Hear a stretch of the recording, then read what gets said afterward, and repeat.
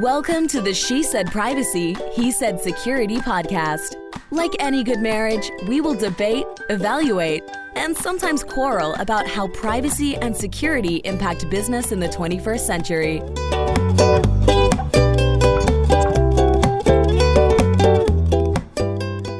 Hi, Jody Daniels here. I'm the founder and CEO of Red Clover Advisors, a certified women's privacy consultancy. I'm a privacy consultant and certified informational privacy professional, providing practical privacy advice to overwhelmed companies. Hi, I am Justin Daniels. I am a shareholder and corporate M&A and tech transaction lawyer at the law firm Baker Donaldson, advising companies in the deployment and scaling of technology. Since data is critical to every transaction, I help clients make informed business decisions while managing data privacy and cybersecurity risk. And when needed, I lead the legal cyber data breach response brigade. And this episode is brought to you by... No one can hear that. Red Clover Advisors. We help companies to comply with data privacy laws and establish customer trust so that they can grow and nurture integrity.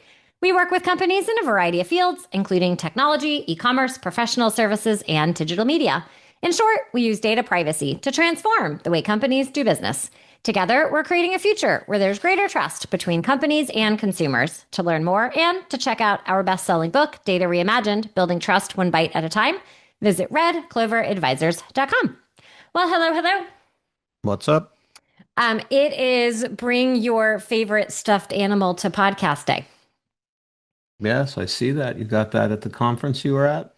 Well, actually, I've had this one for a while. So anyone listening, I have the Ketch Meat Opt Opus on my microphone. So now you all have to go to YouTube to watch the actual clip of our little podcast. And I have mine in the happy direction, purple. And our guest is from Ketch, but he must be really sad because his is blue in the sad position.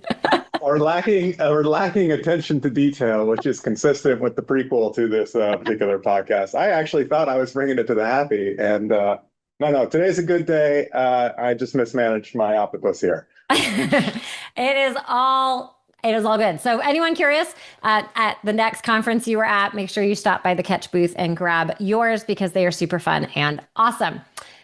All right, so today we have Max Anderson, who is a seasoned product executive with a proven track record of bringing successful technology products to market in the consumer privacy, data management, and marketing space. Today, he's the co-founder and head of product at Ketch, and prior to Ketch, Max was the director of product management at Krux. After joining Salesforce as part of the Krux acquisition, Max ran data privacy and consumer identity products at Salesforce, including the rollout of their industry-leading GDPR solution set. Prior to Krux, Max was a product manager at IPG Mediabrands, where he was responsible for multiple successful advertising measurement products. And if you've been in the ad tech space for a little while, you know that name Krux, and such a strong background in the ad tech space and privacy. And Max, we're so excited that you are here today. I'm excited to be here, and I will tell you, I totally get the podcast thing now. You guys have the perfect voices for it. Just right out the gate, I was like, I understand why you're doing a podcast. This is great. It's awesome to be here. That makes me so happy. Fun fact, I actually used to do announcements when you used to have announcements in schools. I don't know if they still have announcements, but in middle school, I got to do them, and I absolutely loved it. And the same in high school, and it brought me so much joy. I wish I could do announcements every day. You have to go to the principal's office and, set up shop. Yeah, there was this gadget thing, and you'd have to press down this little lever for it to speak into the way kind of the movies. And it was always near the principal's office. Yes. I once did that, but not because I did it out since. We can leave it there. All right, Justin, kick us off. So, Max, why don't you tell us a little bit about your career journey? It's a little nonsensical. I got my degree in Chinese literature. I guess like many people who don't know what they want to do in life, you just pick something random, and that was my choice. It was a long stint of being unemployed after school, as you can imagine. I kind of found my way into advertising. I worked as a media planner for a while. Got very curious about how people who are spending, $100 million a year for advertisers actually, picked the ad slots that they would, spend the money on, fell into, the measurement and the sciences side of advertisement. How do you prove media efficacy? That slid me into something they call product management, building the technology that kind of does that and automates it. And from there, I met Tom and Vivek, who were running a company called Krux, relatively small at the time, ad tech company, kind of focusing on that.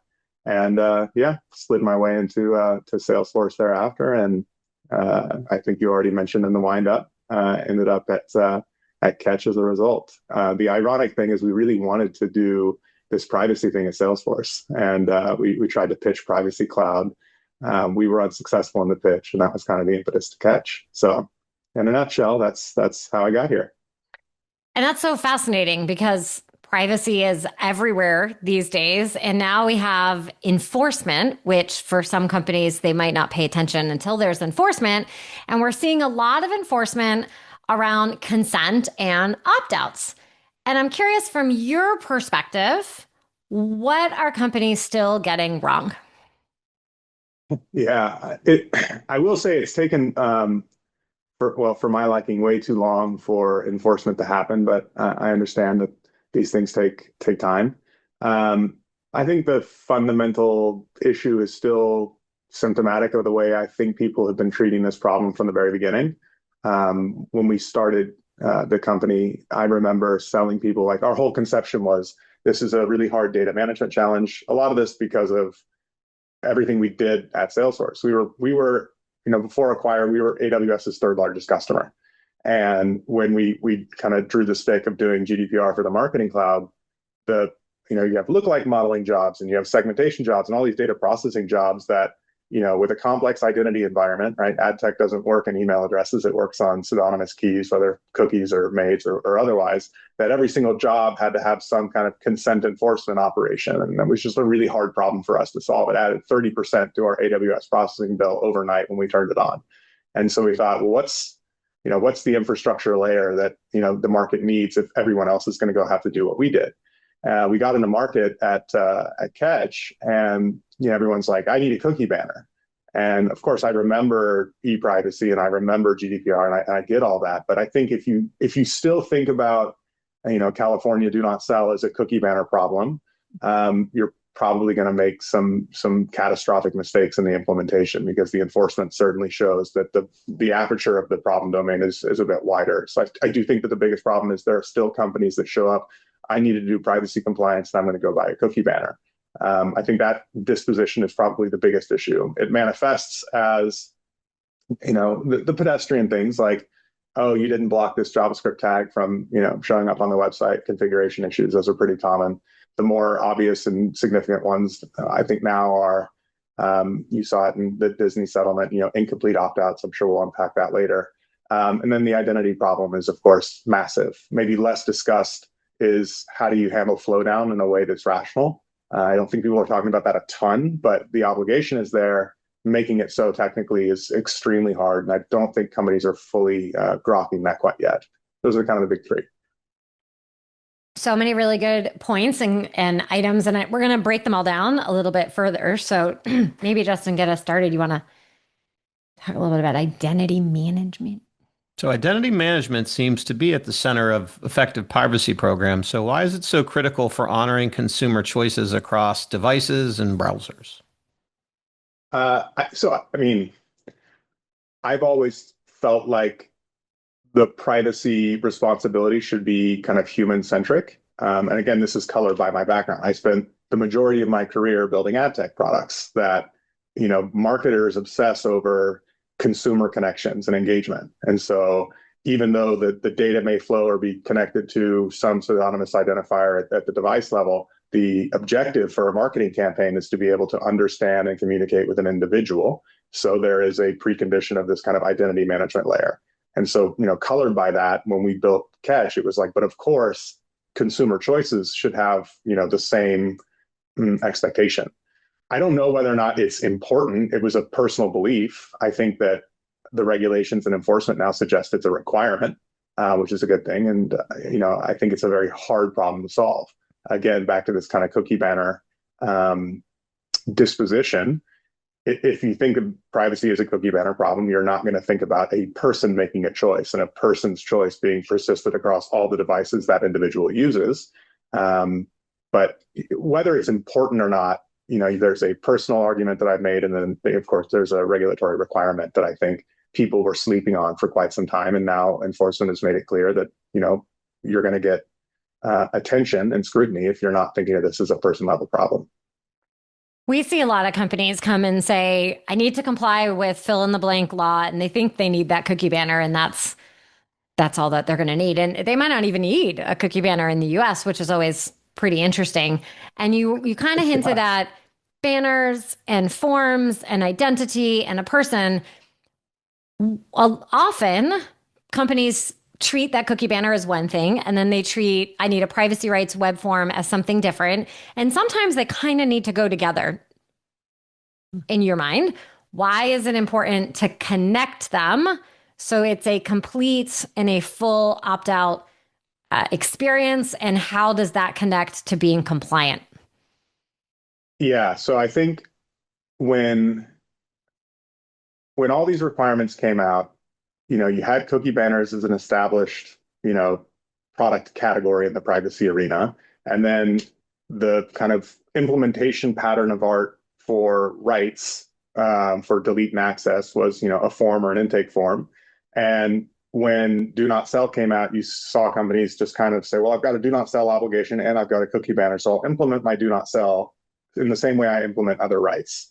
And as enforcement scrutiny kind of increased, the thing, and again, this is topical with Disney, not trying to pick on them. I think anybody who's doing this, I look at every prospect I sell to has this problem. You implement do not sell, you have this little form and you submit it. And then you go back to the website where all the data collection happens, and you see, Facebook or TikTok or whatever, in scope data collection activities happening on the site, and it's not actually implicated or impacted by the form. The actual, how you implement this, whether through a form or a switch, I have opinions on that. I probably won't waste everyone's time talking about the nuance there, but the expectation is you take an action and the sale is, effective. And if you're taking all of these requests through a form and you go back to the site and Facebook is still firing, you have failed. And because of most companies, what they do is they host that form on a different domain. So it's imagine, vendor.companyname.com or privacyrequest.com, you implement that form. There's no way for that vendor to talk to itself and, set the consent tool that actually controls Facebook or TikTok or whomever from firing. There's no way for that vendor to talk to themselves once they've kind of pulled the domain context out of the core domain that they're operating the CMP on. And so I guess the argument I'm making is it's less about whether or not you do it through a form or you do it through a switch. I still think you should do it through a form, but it's more about the fact that your ability to talk to the control system for ad tags firing on the site needs to exist. So if you're going to implement both sides of the pattern, the form needs to be able to talk to the CMP that controls the tag firing. And by and large, there isn't a vendor that is supporting that. And that's what you're seeing in a lot of this enforcement, is that they're not able to talk to each other. And as a consequence, the opt-out is incompletely satisfied.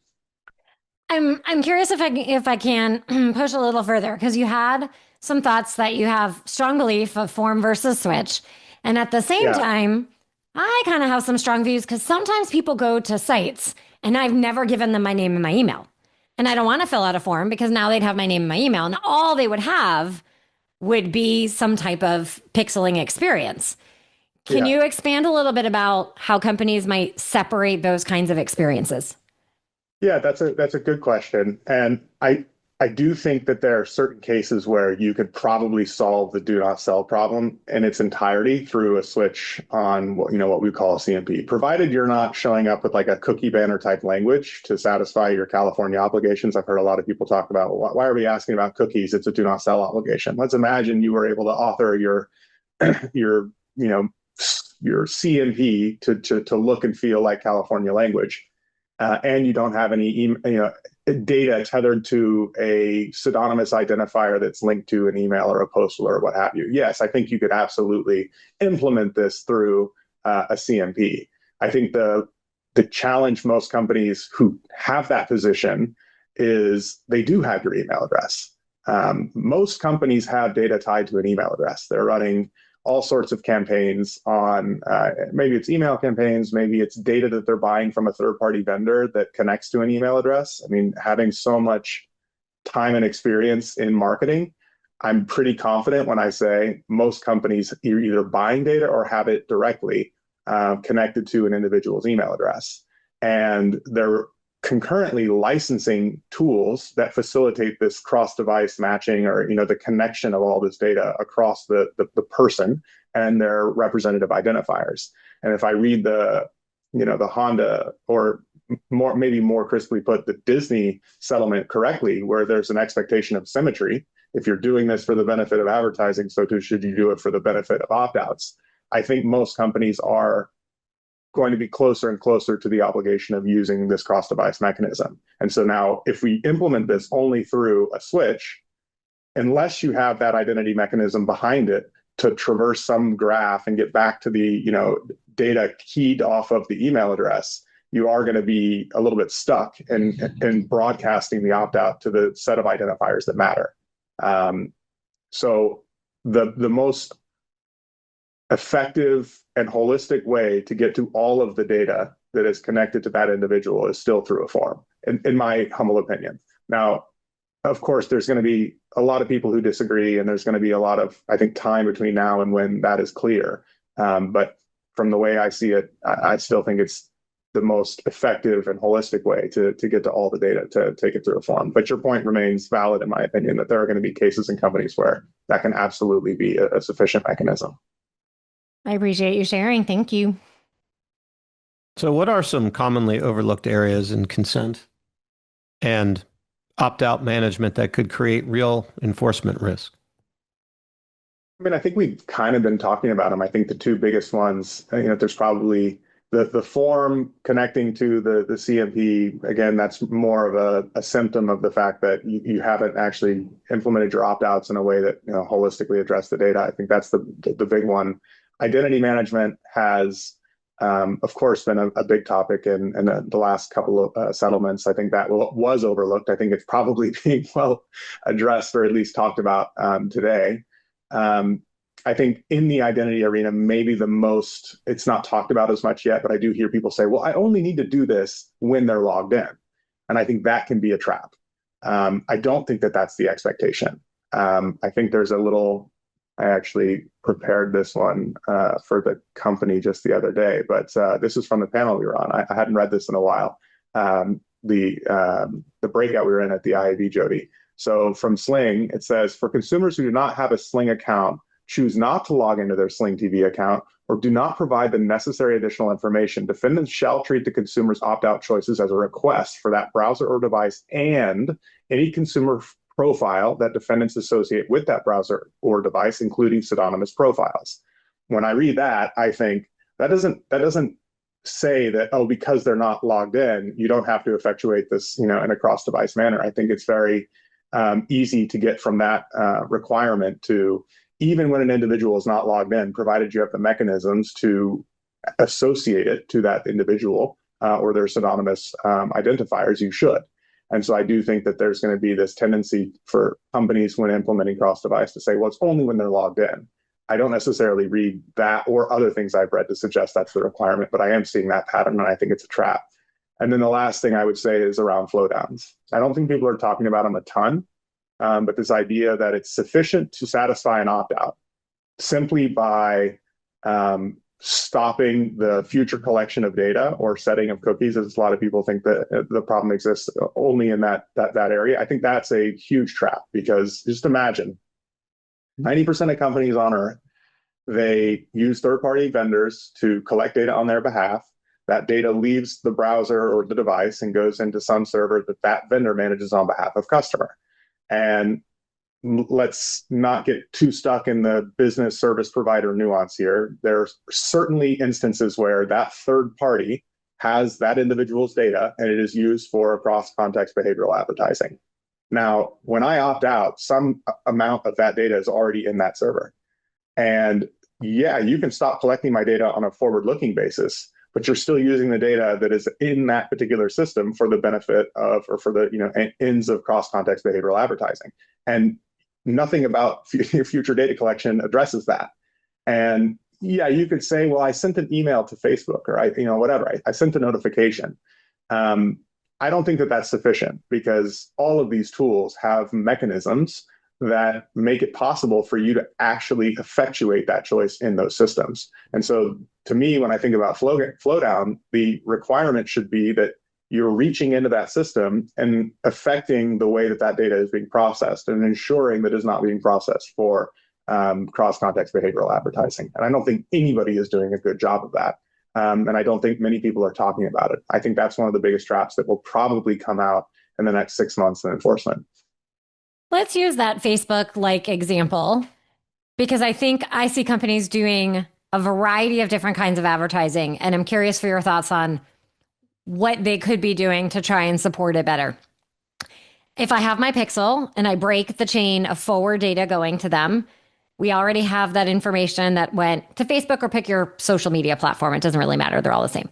Sure. So now part of the challenge can be a few things. One, that social company already has my information, and it's still being used by other parties, potentially yourself as well. I might have sent additional personal information to that social. Let's say I wanted to do email lookups.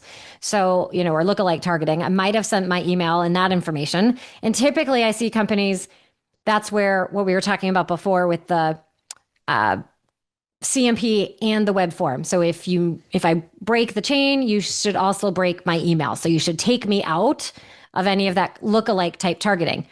How do you encourage or suggest companies actually go into one of the social platforms where the social platform now has that data? I mean, it's like right beyond their one account of not being able to use it anymore. I think I have heard some companies try and agree and say, this is part of the problem. How do I get it? And it's social company, or pick any of the ad tech players.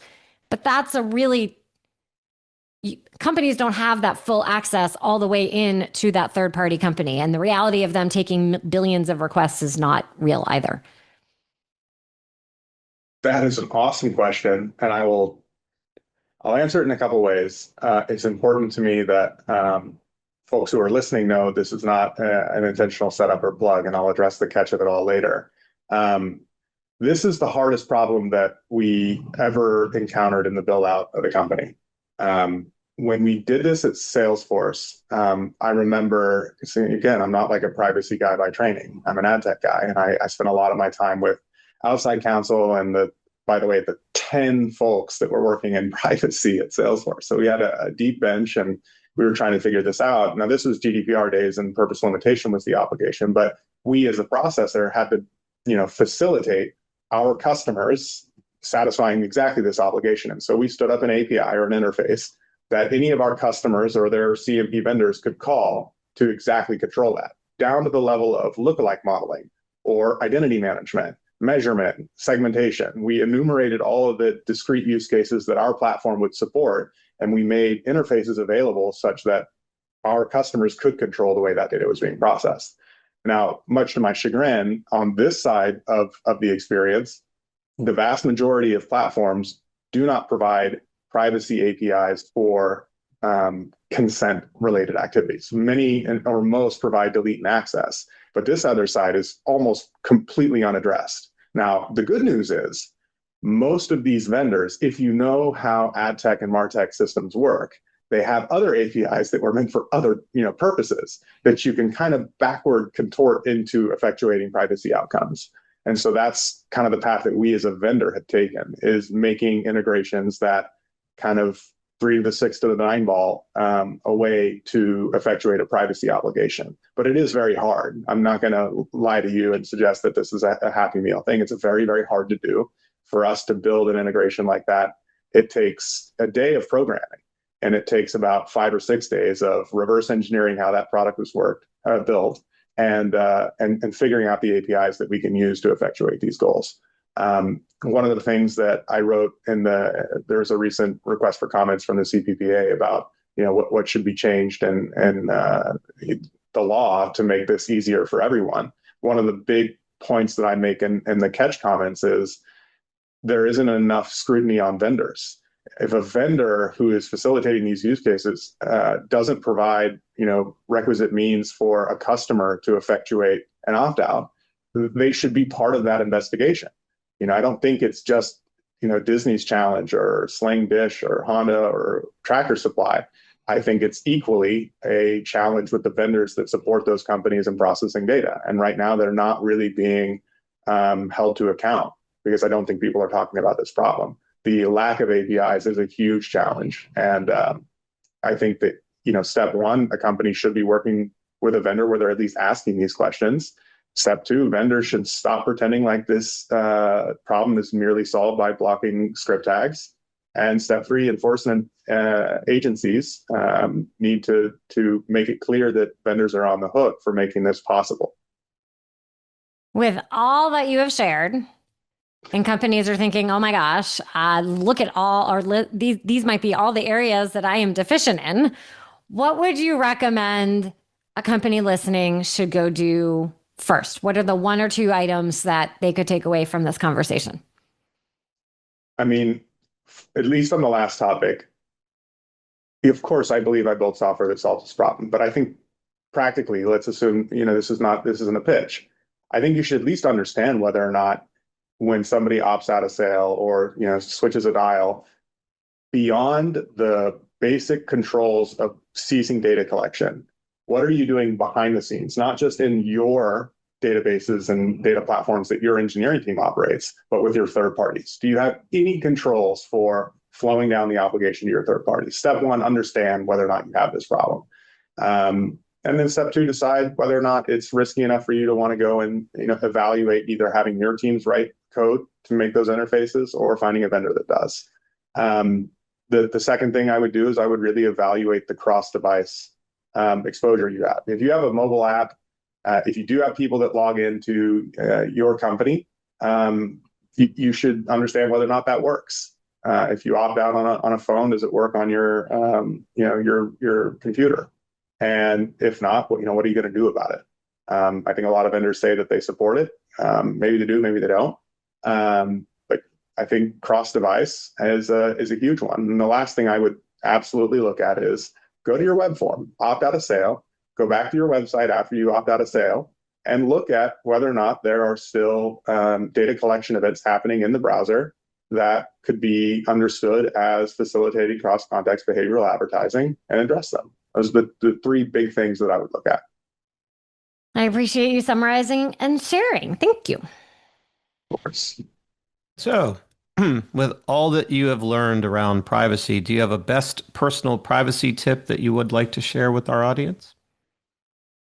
Oh man, I'm a little disenchanted. That's tough.